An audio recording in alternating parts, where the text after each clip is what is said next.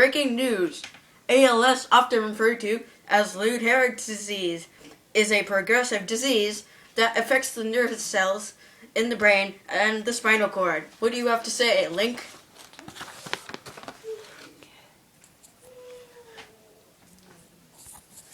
Hold it. There. Okay. Based on U.S. population studies, little over 5,600 people in the U.S. diagnosed with ALS each year. According to ALS Care database, 60% of the people in ALS database are men at 93%. And Payton in the database are Caucasians. Back to you, Trey. Right, Link. Who gets ALS? Based on U.S. population studies, a little over 5,600 people in the U.S. are diagnosed with ALS each year. Whew! That's 15 new cases a day. According to the ALS Care database, 60% of the people with ALS in the database are men, and 93% of patients of the database are Caucasian. Back to you, Link. Okay. However, the military veterans, particularly those displayed during... I read that. Oh, most people who develop ALS is between the ages of 40 and 70, with average of age of 55 and the time of digress. ALS is 20% more common in men than in women. Back to you, Trey. Thanks. This is getting annoying. Okay, it says here, however, that military veterans, particularly those developed during the Gulf War, are approximately twice as likely to develop ALS.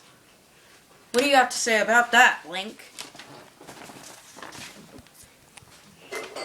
Well, half of the people affected in ALS live in the least 3 years or more years after digress. Now, back to you, Trey Grundy. This must be a lot of information. The course of disease may include the following: muscle weakness in one or more of the following: hands, arms, legs, or the muscles of speech, swallowing, or breathing. Like that. And twitching and cramping of muscles, especially those in the hands and feet. Impairment of the use of the arms and legs, thick speech, and difficulty in projecting the voice in more advantageous stages, shortness of breath, difficulty in breathing and swallowing. Hang on. Back to you, Link. Weakening and by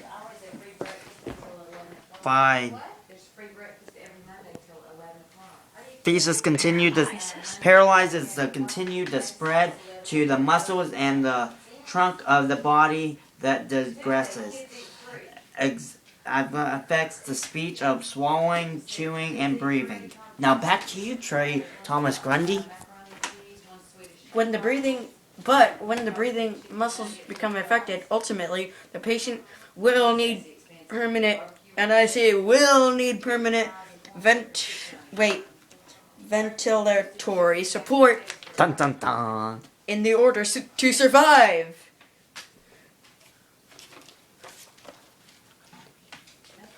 But research continues. To help find the cure. The cure. The cure. This has been 88.6 News. Thank you for watching and join Good us night. next week and have a good night.